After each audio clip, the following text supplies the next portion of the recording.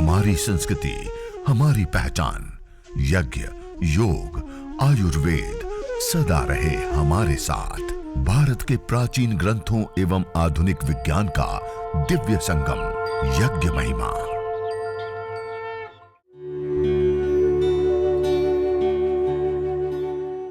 भारतीय संस्कृति में यज्ञ, योग एवं आयुर्वेद जैसी अमूल्य विद्याएं हैं, जिसका मूल है वेद। इतिहास की ओर दृष्टि डालें तो भगवान राम, भगवान कृष्ण से लेकर राजा महाराजाओं, ग्रामवासियों व अरण्यवासी ऋषियों की कुटियों तक नित्य व नैमित्तिक यज्ञों का प्रचलन देखने को मिलता है।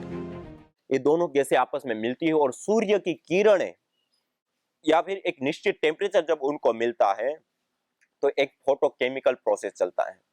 आप सब लोगों ने सुना है एक फोटोसिंथेसिस प्रक्रिया, क्लोरोफिल के ऊपर, अर्थात हरे पत्ते जो होते हैं पेड़ पौधों के, उसके ऊपर जब सूर्य की किरणें पड़ती है, ये आप देख पा रहे हैं, सूर्य की किरणें जब पड़ती हैं तो उसके साथ उसके बीच में जो वायु के अंदर कार्बन डाइऑक्साइड के बॉन्ड्स होते हैं वो टूटते हैं और ऑक्सीजन को वो अपने आप में ग्रहण कर लेता है, कार्बन को अपने आप में ग्रहण करके अपना आहार बनाते हैं और ऑक्सीजन को वो रिलीज कर देता है। इसको कहते हैं हम फोटोसिंथेसिस प्रक्रिया। ऐसी एक दूसरी प्रक्रिया होती है, उसको कहते हैं फोटोकेमिकल प्रोसेस। उसमें गैसें अलग अलग मिलती हैं और एक निश्चित टेम्परेचर मिलने पर उसके बॉन्ड बनते हैं, टूटते हैं, बनते हैं, टूटते हैं, एक पूरा क्रम चलता है। और उसके परिणाम स्वरूप यह सामने बातें आई कि जो हानिकारक गैसें हैं, जो पोल्यूटेंट गैसें हैं, जो जहरीली गैसें हैं, जिसके कारण से 70 लाख से अधिक लोग पूरी दुनिया में प्रति वर्ष मौत के मुंह में समा जाते हैं, उसके लिए जो कारणभूत गैसें हैं वह है SOx, NOx, CFC, जिसको हम क्लोरोफ्लोरोकार्बन कहते हैं।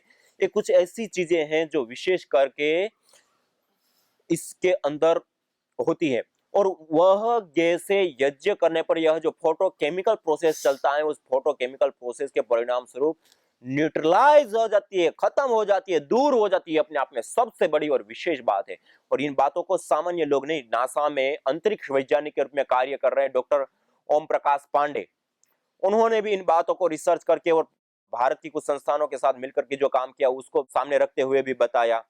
और इतना ही नहीं, उसके साथ साथ डॉक्टर स्वामी सत्य प्रकाश, इलाहाबाद यूनिवर्सिटी, उन्होंने भी इन बातों को विशेष रूप से बताया कि इस प्रकार से करने पर इस यज्ञ से जो ये फोटोकेमिकल प्रोसेस चलता है उससे विशेष करके ये लाभ प्राप्त होते हैं कि वायु प्रदूषण ठीक होता है।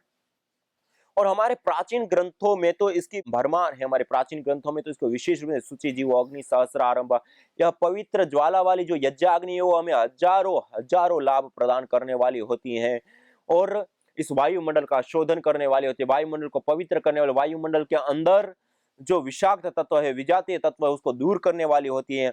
और आयुर्वेद आदि ग्रंथों में भी विशेष करके इस प्रकार की बातें जो होती हैं उसको बताया। और जैसे मैंने आपको विषग्न धूप की कुछ हवन सामग्रियां बताई, इस सुश्रुत संहिता के अंदर भी इन बातों को विशेष रूप से बताएं। कुछ विशेष जड़ी बूटियों से हम हवन करें, कुछ विशेष जड़ी बूटियों से हम धूम्र करें तो इससे वायुमंडल ठीक हो जाता है और संतुलित होता है। तो इसलिए आप इसका भी विशेष रूप से प्रयोग ले सकते हैं, प्रयोग कर सकते हैं। आज के इस वायु प्रदूषण के युग में वायु प्रदूषण से बचने के लिए यज्ञ अपने आप में एक बहुत बड़ा विशेष उपाय है और उसको करने पर हमें विशेष विशेष लाभ होता है। पहला, जो गैस बनी उससे वायु प्रदूषण ठीक होना एक प्रथम लाभ है। दूसरा, इस से जो गैसें निकली उसको जब हमने एनालाइज किया तो उस एनालाइज करने पर उसके अंदर कई कई सारे प्रकार के मल्टीपल कंपोनेंट्स होते हैं, जो कंपोनेंट विशेष करके हमें अलग अलग बीमारियों को जो ठीक करने के लिए अलग अलग रूपों में हम ठोस रूप में लेते हैं। दवाई खाते हैं तो हम ठोस रूप में लेते हैं, लेकिन यज्ञ करते हैं तो उसमें हमने वही के वही कंपोनेंट गैस फॉर्म में प्राप्त होते हैं और उन कंपोनेंट्स को लेने पर हमने बीमारियां भी ठीक होते हुए देखी। लेबोरेटरी वर्क से भी हमने वो काम किया है और उन तत्वों को खोज करके भी हमने वो किया है। और इतना ही नहीं, हमारे शास्त्रों में सबसे पहले ये बातें सर्च तो हमारे ऋषि मुनि लोग करके गए थे, शास्त्रों में पहले से ही दिया हुआ है। आज हम जो कुछ भी करते हैं वो सारा रिसर्च कर रहे हैं, दोबारा उसको इंप्रूव कर रहे हैं, प्रोसेस कर रहे हैं। इसलिए यह जो यज्ञ है, हवन है, अग्निहोत्र है, उससे जो निकलने वाले यह धूम्र है, धुआं है, वह जहरीला धुआं नहीं अपितु मेडिकेटेड धुआं है, मेडिकेटेड एयर है। और उस मेडिकेटेड एयर को जब हम श्वास प्रश्वास के माध्यम से अनुलोम विलोम, भस्त्रिका, कपालभाति आदि प्राणायाम करते हुए हम लेते हैं, तो उसका हमें विशेष विशेष लाभ होता है। एक नॉर्मल वायुमंडल है, वो एक मेडिकेटेड वायुमंडल है। उस मेडिकेटेड एयर में योगाभ्यास करने पर विशेष लाभ प्राप्त होते हैं। तो आप अनुलोम विलोम, भस्त्रिका, कपालभाति आदि जो प्राणायाम का पूरा अभ्यास है, व्यायाम का पूरा अभ्यास है, वो भी आप रोगानुसार योग जो करते हैं, वो पहले रोगानुसार यज्ञ और धुनि करके उसमें करते हैं, तो अद्भुत और विशेष लाभ प्राप्त होते हैं। तो यह हमारी चिकित्सा करने वाला होता है। और देखिए, हम जिस जीवन को जी रहे हैं उसके लिए हमें एनर्जी की आवश्यकता है, ऊर्जा की आवश्यकता है, शक्ति की आवश्यकता है। वह एनर्जी, वह ऊर्जा, वह शक्ति हम लेते हैं आहार के माध्यम से। और वह आहार हम लेते हैं 3 रूपों में। एक होता है ठोस, जो रोटी, दावल, चाल आदि। दूसरा होता है द्रव रूप में, दूध, जूस आदि, पानी आदि। और तीसरा होता है गैस रूप में, जिसकी हम वायु लेते हैं। अब देखिए, इन 3 रूपों में जो हम आहार लेते हैं, जिससे हमारा जीवन चलता है, उसमें सबसे ज्यादा हमारा कोई आहार होता है तो क्या होता है? आप 24 घंटों को ही देखिए, 24 घंटे में हम भोजन कितनी बार करते हैं? ठोस रूप आहार कितनी बार लेते हैं? रोटी, चाल, दावल 1 बार, 2 बार, 3 बार। लेकिन पानी उससे ज्यादा, थोड़ा सा 5 बार, 10 बार। ठंडी है तो थोड़ा कम, गर्मी है तो थोड़ा ज्यादा। लेकिन वायु रूप आहार जो हम ले रहे हैं, वो 24 घंटे में कितनी बार लेते हैं? हम गिन भी नहीं सकते। एनी टाइम 24 घंटे खाते, पीते, उठते, बैठते, यहां तक कि हम सो जाते हैं, तब भी यह वायु रूप आहार हम निरंतरता के साथ ले रहे हैं। और ये जो सबसे ज्यादा जो हमारा आहार होता है, वो वायु रूप आहार होता है।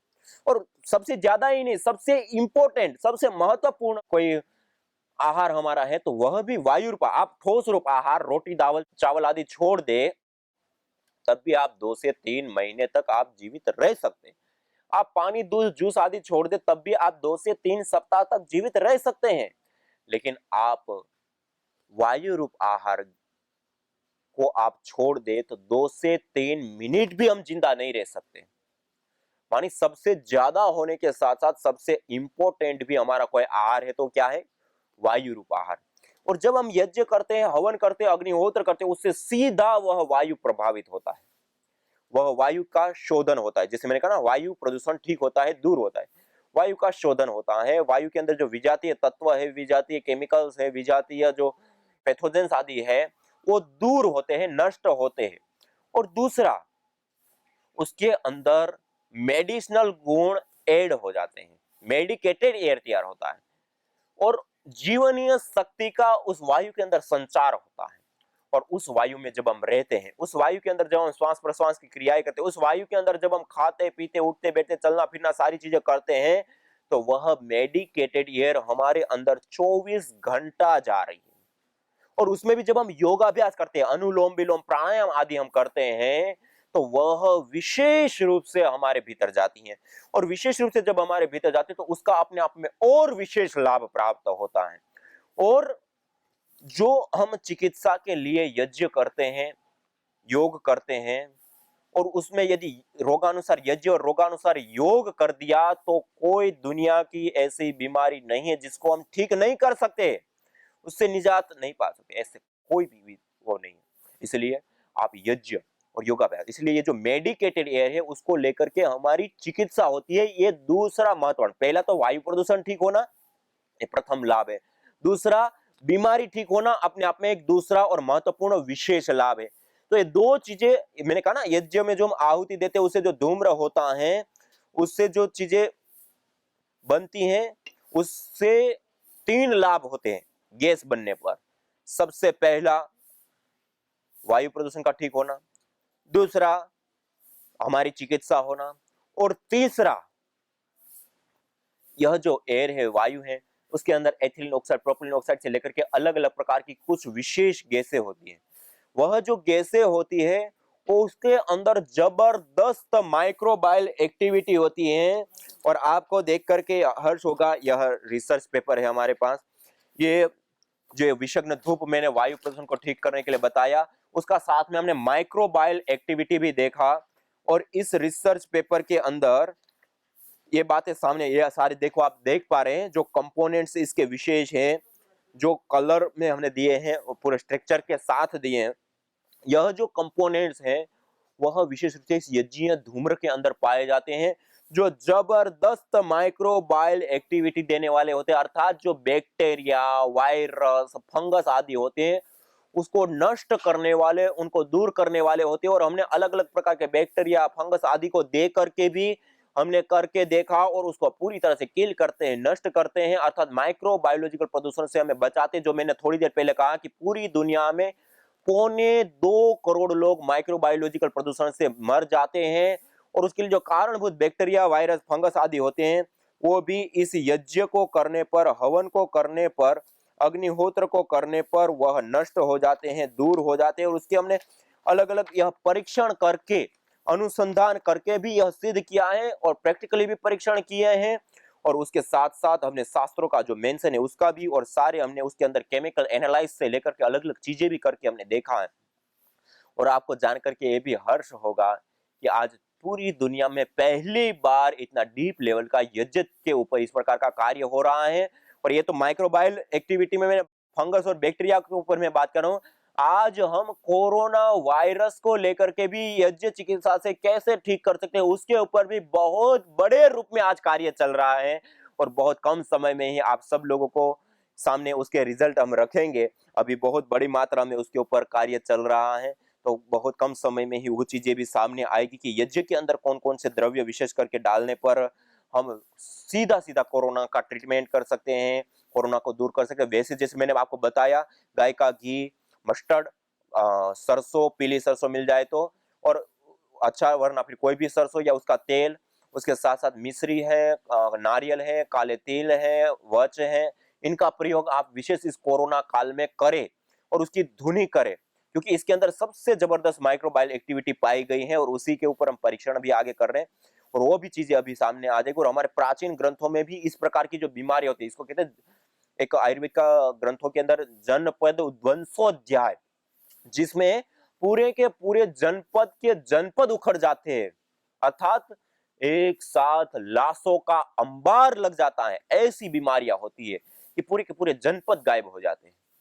ऐसी जब बीमारियां होती है, फैलती है, तो उस समय भी यज्ञ करने के लिए, हवन करने के लिए, अग्निहोत्र करने के लिए, और यज्ञ, हवन, अग्निहोत्र के बाद इस प्रकार से गाय का घी आदि कुछ विशेष जड़ी बूटियों से धूम्र करने के लिए हमारे प्राचीन ग्रंथ आयुर्वेदों में बताए। तो आप भी अभी वर्तमान की इस महामारी से बचने के लिए इस प्रकार की अपनी जो प्राचीन विद्याएं हैं उसको आप अपनाएं और धूम्र आदि करें और उसका आप विशेष लाभ उठाएं। तो मैं बता रहा था, यज्ञ, हवन, अग्निहोत्र के जो लाभ हैं उसमें जो गैस बनती है उस गैस का मैंने आपको 3 महत्वपूर्ण और विशेष लाभ बताया। पहला, माइक्रोबायोलॉजिकल दूर होना, केमिकल प्रदूषण अर्थात वायु प्रदूषण दूर होना, और तीसरा, इस गैस के अंदर मेडिसिनल गुण होते हैं, उससे हमारी चिकित्सा होना। ये जो गैसें बनी उसके 3 महत्वपूर्ण और विशेष लाभ होते हैं। इसी प्रकार से यह जो यज्ञ करते हैं उसके अंदर जो ये पार्टिकल बनते हैं, छोटे छोटे पार्टिकल होते हैं, जो कि आप कमरा बंद है और सूर्य की किरण कहीं से आ रही हो या टॉर्च हम जलाएं, बत्ती हम जलाएं, तो उसका जो बीम होता है उस बीम के अंदर छोटे छोटे तैरते हुए बहुत सारे कण हम देखते हैं। तो ऐसे कण जब हम जड़ी बूटी और गाय का घी आदि जलाते हैं तो उससे भी ये छोटे छोटे महीन कण विशेष बनते हैं। यह जो कण बनते हैं उस कणों का जो प्रभाव है उसमें भी 3 महत्वपूर्ण और विशेष लाभ हमें प्राप्त होते हैं। उसमें सबसे पहला लाभ होता है, आज वर्तमान में एक सबसे ज्यादा पूरी दुनिया प्रभावित हो रही है और बहुत बुरी तरह से प्रभावित हो रही, वह है रेडिएशन। चाहे वह मोबाइल टावर्स हो, मोबाइल रेडिएशन हो, या इलेक्ट्रिसिटी, आज हम जिस घर में रहते हैं उसमें केबल बिछे हुए हैं, बोर्ड लगे हुए, एलईडी लाइट्स लगे हुए, लैपटॉप, कंप्यूटर, टीवी से लेकर ना जाने कितनी सारी इलेक्ट्रॉनिक चीजें, और आज हम कार्बनिक पदार्थों का भी प्रयोग करने लग चुके हैं। ये सारी की सारी चीजें रेडिएशन को छोड़ती हैं और इस रेडिएशन के जाल के बीच में हम जी रहे हैं, और उसके कारण से हमारी स्मृति शक्ति का ह्रास, स्ट्रेस, तनाव, डिप्रेशन, चिड़चिड़ापन, और इतना ही नहीं, मस्कुलर डिस्ट्रोफी, और यहां तक कि मोटो न्यूरॉन डिजीज, एमएनडी तक, जो ऑटो इम्यून डिजीज कहा गया, जो बहुत भयंकर खतरनाक बीमारियां हैं और कैंसर जैसे रोग भी इस रेडिएशन के कारण हो रहे हैं आज। और छोटी छोटी चिड़िया, मधुमक्खियां आदि गायब हो रहे हैं, पंछी इस धरती पर जी नहीं पा रहे उस रेडिएशन के कारण। और इसके बीच में आज अनेकों परीक्षण, अनेकों चीजें की जाती है, वो भी आज कहीं ऐसा सक्सेस नहीं है। और आपको जान करके आश्चर्य होगा, जब हम यज्ञ करते हैं, हवन करते हैं, उससे जो पार्टिकल बने, इसके बाद हमने जो धूम्र किया उसके पार्टिकल बने, वो जब वायुमंडल के अंदर आ जाते हैं ऑर्गेनिक पार्टिकल्स, तो वायुमंडल में आने से वायुमंडल के अंदर व्याप्त जो रेडिएशन है वो दूर होता है, नष्ट होता है, समाप्त हो जाता है। डॉक्टर वाई के विजय जी राजस्थान जयपुर यूनिवर्सिटी में उन्होंने एटॉमिक रेडिएशन के ऊपर कई सारे कार्य किए और उन कार्यों को करते हुए उन्होंने विशेष रूप से बताया। और इसी प्रकार से doctor Mamta Saxena ji central pollution government board Delhi में उन्होंने भी कई सारे इस प्रकार के परीक्षण करके और उन्होंने विशेष रूप से बताया कि इलेक्ट्रोमैग्नेटिक रेडिएशन यज्ञ करने पर, हवन करने पर उसके जो ऑर्गेनिक पार्टिकल वायुमंडल में आते हैं उससे दूर हो जाता है, नष्ट हो जाते हैं। ये अपने आप में एक बहुत बड़ी और विशेष बात है। तो आप सभी लोग इस रेडिएशन से बचने के लिए भी इसका प्रयोग यज्ञ का अवश्य करें। और यज्ञ करके उसके बाद यह धुनी आदि करते हैं उसको भी आप अवश्य करें। और सभी लोग प्राणायाम करते हुए सुनेंगे, खाली सुनना नहीं, सभी लोग प्राणायाम करेंगे, अनुलोम विलोम भ्रात्रिका आदि जो पूज्य स्वामी जी करा रहे हैं, आप सब लोग साथ साथ में करेंगे। तो मैं बता रहा था कि यज्ञ करने पर जो रेडिएशन है वो भी समाप्त होता है, दूर होता है। ये अपने आप में सबसे बड़ी और बहुत महत्वपूर्ण बात है और आज पूरी दुनिया जिससे जूझ रही है और कोई समाधान नहीं है उसका। और उसके सामने यह एक यज्ञ की ज्योति से हम इस वैश्विक समस्या को मात दे सकते हैं। ये अपने आप में एक बहुत बड़ी बात है। ये पहला पार्टिकल जो निकले उसका पहला लाभ है। दूसरा लाभ है जो मैंने अभी थोड़ी देर पहले बताया, दो प्रकार के कण धन आवेशित और ऋण आवेशित इस वायुमंडल के अंदर पाए जाते हैं। जहां यज्ञ होता है वहां ऋण आवेशित कण प्रति सेंटीमीटर एयर के अंदर 200 से 400 पाए जाते हैं, अर्थात उतने जो घने जंगल के अंदर होते हैं। और उन पार्टिकलों के अंदर रहने से ब्लड सीरोटिन की मात्रा कम होती है, हमारी बॉडी अल्कलाइन होती है और कोई रोग हो गया तो वो भी ठीक हो जाता है और नहीं रोग है तो कभी रोग ही नहीं होता है अल्कलाइन बॉडी होने के कारण। और वो कार्य भी इसके माध्यम से भली प्रकार से सिद्ध होता है। तो ये पार्टिकल का दूसरा और महत्वपूर्ण लाभ है। और तीसरा लाभ होता है कि ये जो पार्टिकल होते हैं वो नैनो पार्टिकल होते हैं और मेडिसिनल पार्टिकल होते हैं। और इसके अंदर जो हम गाय का घृत और अलग अलग जड़ी बूटियां साथ में डालते हैं, उसके जो एरोमेटिक्स ऑयल्स होते हैं वो भी उसके साथ चिपके हुए होते हैं। और यह पार्टिकल हमारे श्वास के माध्यम 2.5 से 10 तक के पार्टिकल होते हैं, हमारे नासिका से लेकर के हमारे फेफड़ों तक रुक जाते हैं। लेकिन 2.5 से भी जो नैनो कण होते हैं, वह नैनो कण हमारे श्वास के माध्यम से फेफड़ों तक और फेफड़ों के माध्यम से ब्लड में और ब्लड के माध्यम से पूरे शरीर में घुल जाता है।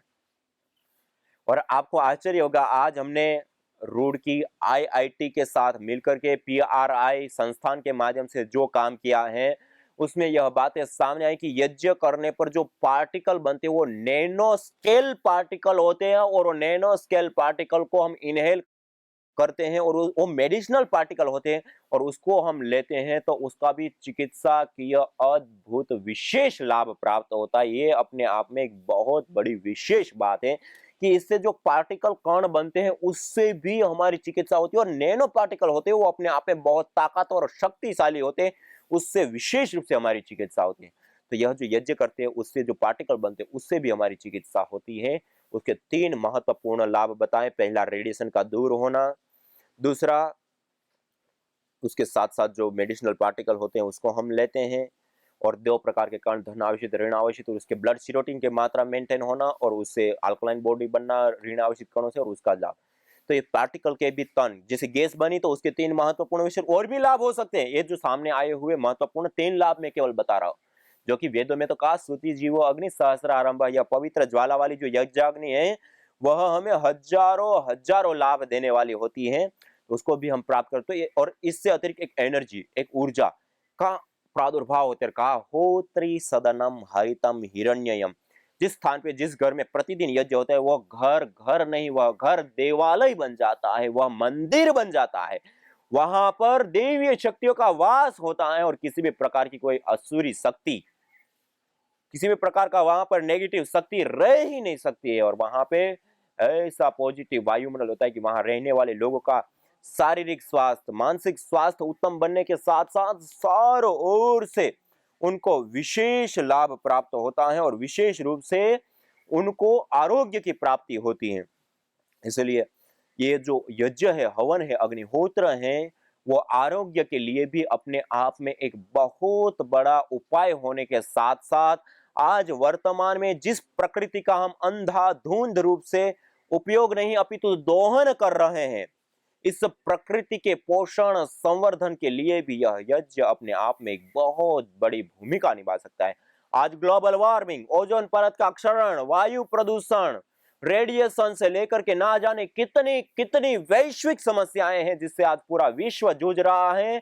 केवल वायु प्रदूषण के कारण 70 लाख से अधिक लोग मर जाते हैं। केवल मात्र माइक्रोबायोलॉजिकल प्रदूषण से 2.25 करोड़ लोग मर जाते हैं। केवल रेडिएशन के कारण ना जाने कितने कितने लोग अपनी जान गंवा रहे हैं और कितनी बीमारियों का घर बना रहे हैं। और इन बीमारियां, उसके कारण दर्द, पीड़ाई और उसके कारण होने वाले मेडिकल खर्चों को देखें तो हजारों हजारों नहीं लाखों करोड़ों रुपए में खर्चे हो रहे हैं। और उसके बावजूद भी हम कहते हैं हम विकास कर रहे हैं।